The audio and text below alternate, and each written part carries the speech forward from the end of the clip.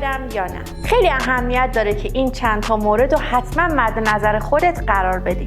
اولین مورد اینه که آیا الگوهای مشکل ساز این رابطه مرتفع شده؟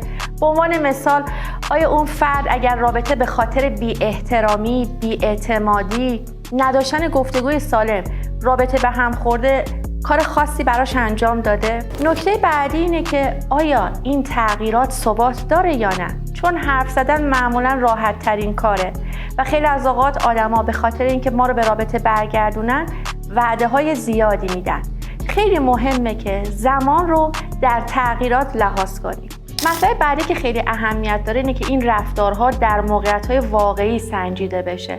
آیا در موقعیت‌هایی که قبلا بحران داشتین رفتارش رو تغییر داده یا نه؟ نکته آخر که خیلی مهمه اینه که بفهمی اگر میخوای به این رابطه برگردی از سر دلتنگیه یا واقعا بر اساس احساسات واقعیه. خیلی خوب بهش فکر کن.